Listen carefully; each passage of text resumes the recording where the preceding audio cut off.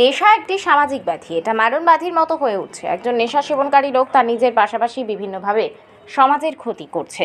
একজন নেশাগ্রস্ত লোকের প্রতিদিন কম করেও 4 থেকে 500 টাকা খরচ হয় নেশা ক্রয় করার জন্য। অনেকে এই টাকা প্রতিদিন রোজগার করতে পারে না। অনেকের পক্ষে নেশা ক্রয়ের টাকা সবসময় থাকে না, যার ফলশ্রুতিতে সমাজে চুরি ডাকাতি বৃদ্ধি পাচ্ছে। আজ টিলাবাজারে এক সভায় বক্তব্য রাখতে গিয়ে এই কথাগুলো বলেন ইরানি থানার ওসি যতীন্দ্র দাস। মঙ্গলবার সন্ধ্যায় টিলাবাজারে এক নেশা বিরোধী অভিযান পরিচালনা করার নিমিত্তে একটি সচেতনতামূলক সভা অনুষ্ঠিত হয়। সভাটির উদ্যোক্তা টিলাবাজার বাজার কমিটি, ইনসাফ পরিষদ, সামাজিক সংস্থা, সেকুলার ফ্রন্ট সামাজিক সংস্থা এবং এলাকার শুভবুদ্ধি সম্পন্ন কয়েকজন যুবক। সভায় সভাপতিত্ব করেন টিলাবাজার মসজিদ কমিটির সভাপতি আল-হাফজ আনোয়ার হোসেন বাচ্চু। বক্তব্য রাখেন আইনজীবী কামাল মোহাম্মদ মোসাদ্দার, দিলওয়ার হোসেন খান জাকির, সম্পাদক ইনসাফ পরিষদ মোহাম্মদ সাইফুল ইসলাম, কোষাধ্যক্ষ সেকুলার ফ্রন্ট সামাজিক সংস্থা যতীন্দ্র দাস, ওসি ইরানি থানা। এছাড়া উপস্থিত ছিলেন বাজার কমিটির সম্পাদক লিয়াকাত আলী, সদস্য মোস্তাফা মিয়া, শেয়াদ মিন্নাত আলী, লুৎফর রহমান মিনু প্রমুখ।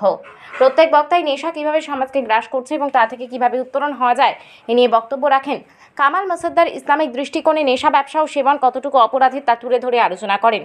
ইনসাফ পরিষদের সম্পাদক সমাজকে নেশামুক্ত করতে পুলিশকে সহযোগিতার পাশাপাশি সর্বঅংশের মানুষকে সচেতন হয়ে নেশাবিরোধী অভিযানে এগিয়ে আসার আহ্বান জানান এবং এনডিপিএস অর্থাৎ নেশা ব্যবসায় জড়িত থাকার অপরাধে যার বিরুদ্ধে মামলা হয় তার পক্ষে মিথ্যা সাক্ষ্য না দিয়ে তার বিরুদ্ধে সঠিক সাক্ষী মাননীয় আদালতে দিয়ে আইনকে সাহায্য করে নেশাবিরোধী অভিযানে সামিল হওয়ার কথা বলেন। সেকুলার ফ্রন্টের কোষাধ্যক্ষ সাইফুল ইসলাম বলেন, প্রতিটি এলাকায় নেশাবিরোধী অভিযানের জন্য কমিটি গঠন করা প্রয়োজন। এদিনের সভায় কৈলাসহরের বিভিন্ন এলাকার যুবকদের নিয়ে একটি কমিটি গঠন করা হয়। আগামী দিনে এই কমিটিকে প্রচারে আনা হবে এবং কর্মপরিকল্পনা ঘোষণা বলে আজকের সভার উদ্যোক্তারা জানান। সভায় প্রচুর সংখ্যক লোকজনের উপস্থিত ছিলেন। বাজারের ব্যবসায়ী লায়কারী সভায় উপস্থিত হয়ে তীর নামক জোয়ার বিরুদ্ধে টিলাবাজারে অভিযান চালানোর আহ্বান জানালে থানার ওসি সাহেব খুব গুরুত্ব দিয়ে বলেন, অনেকবার অভিযান চালানো হয়েছে, ভবিষ্যতেও আরো শক্তভাবে অভিযান চালানো হবে।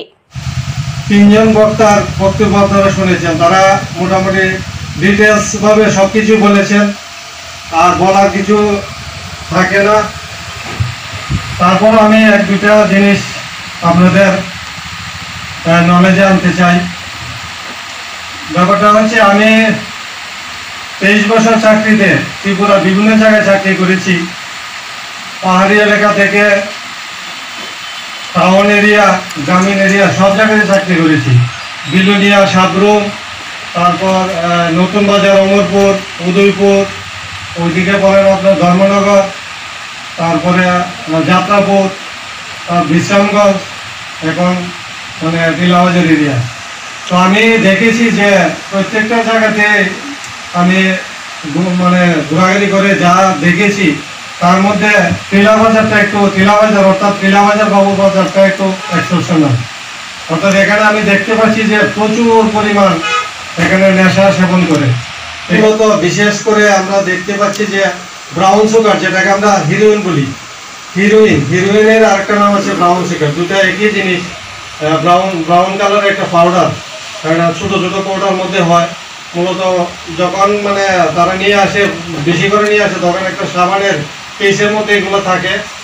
মানে শুধুমাত্র পুলিশ দিয়ে হবে না যে পুলিশ একটা লোককে ধরে পুলিশের কাছে হ্যান্ড ওভার করে দেবো, তারপর তাকে জেলে পাঠিয়ে দেবে, এভাবে শেষ হবে না। আপনারা সবাই মিলে, গ্রামবাসী সবাই মিলে, এটা গ্রামবাসী এবং পুলিশ সবাই সহযোগিতার মাধ্যমে আমরা এটাকে মানে ইয়ে করতে পারবো, শেষ করতে পারবো। শুধু পুলিশকে একটা সম্ভব না। আপনারা ওই যে রেগুলেশন যে সেন্টার বলেছে, এখানে যদি আপনারা পাঠাতে পারেন অবশ্যই ভালো হবে। আমি